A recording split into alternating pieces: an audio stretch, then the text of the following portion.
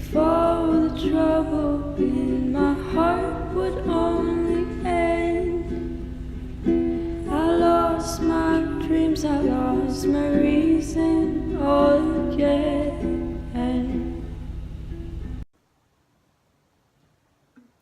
Hi YouTube! For a while now I've wanted to make a video discussing the complexities of abusive relationships, and I'm going to be having surgery in about a week and a half, so I felt like now would be the best time to do so because I might be out of the game for a little bit. But yeah, please excuse the background. We're doing some renovations where I live, and there might be some cats running around, so if you are distracted, I'm sorry, and if I am distracted, I am very sorry because that will probably happen. So the reason I wanted to make this video is because I wanted to not only discuss my experience, I wanted to talk a little bit about the psychology behind it. I'm not a professional. I do have my bachelor's degree in psychology and I plan on going to grad school, so that is the extent of my credentials. But yeah, so excuse me if I look down. I have a few notes that I want to use. So with my experience, I want to clarify that I was not in a physically abusive relationship. It was more mental manipulation and verbal abuse. I have also noticed that this has actually been a topic on YouTube recently. A lot of people have been discussing their experiences with abusive relationships, and I think that that is amazing, especially since it's trauma, so it's very difficult to talk about, and also because a lot of people don't understand these things and they victim blame and they criticize the person that's stayed in the relationship, which I'm going to get into in this video. So I guess I'm gonna call this person in my life Dave. I haven't spoken to Dave since like 2015, and which is great for everybody. But our relationship, the majority of it was in my teenage years, and it lasted for about 5 years. And the major issue in our relationship was that it was extremely inconsistent. So he would go from, you know, being a loving boyfriend to telling me that I'm like a horrible piece of shit that will never be loved, and it was just a constant like back and forth change. Like I never knew how he was going to treat me that day or if he even wanted to be with me that day, and it was just a constant battle that made me feel ashamed and made me feel confused as to why I was still with this person. And I'm sure you are asking, so why were you still with this person? And to be fair, that is a great question. And my friends at the time had the exact same question. I even had a few friends threaten to leave my life because it was hurting them to see me hurt, and it was just, I mean, they referred to it as drama, which I do not agree with, but I totally understand why they felt that way, even though at the time I was extremely hurt by it. So even though it's been a while since I've been in this relationship, it was such a crucial time in my life since I was a teenager. It affected my brain development, it affected the way I am in relationships now. Of course, I'm able to learn from it, which is great, but while I was thinking about this the other day, I remembered a study I learned about in college, and it is a connection I made between abusive relationships and the study. So I'm going to explain the study a little bit. The study had to do with puppies. So in this experiment, there were 3 groups of puppies. The first group was rewarded every time they came into contact with the researchers. The second group was punished every time they came into contact with the researchers. And the third group was sometimes rewarded and sometimes punished. Let me clarify that the ethics of this study are questionable and probably would not happen today for a good reason. But this is psychology we're talking about.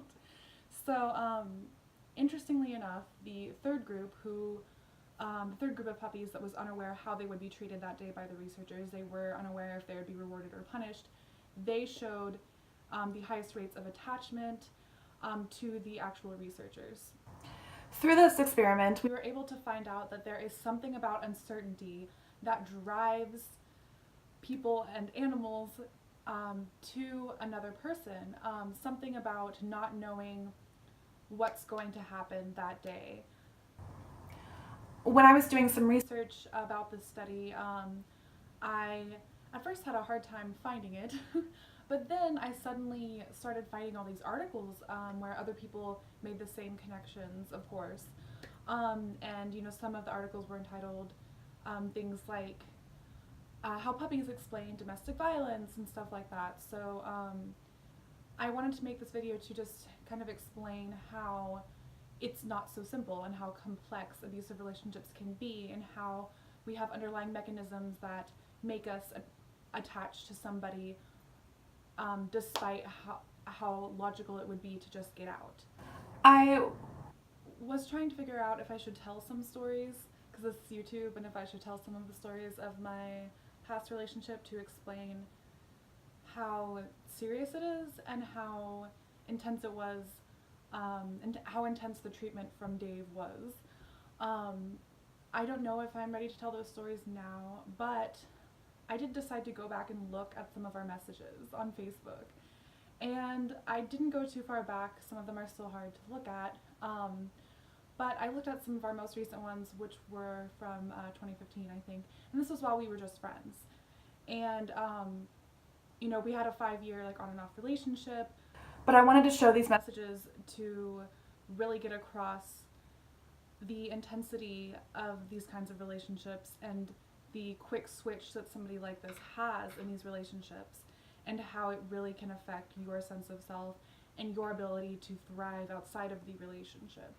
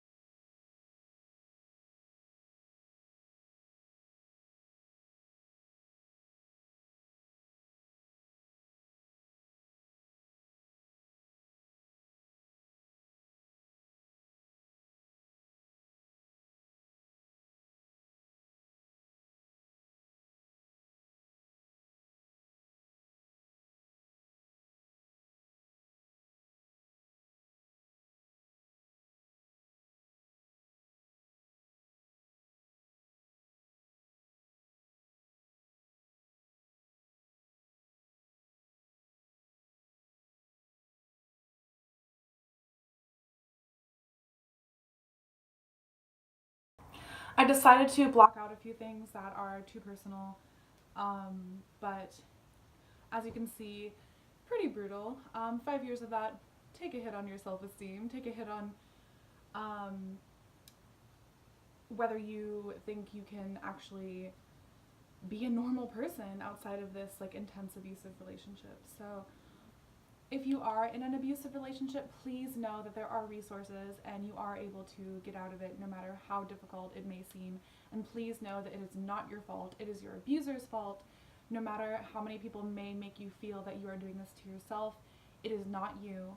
But of course, you can make the decision to leave with a lot of help and a good support system. So if you also know somebody that is dealing with this, please do not threaten to leave their life. It is very important that they have a good support system. Anyway, thank you so much for listening. I hope this made you think a little, and yeah, thanks for spending some time with me. Bye, YouTube.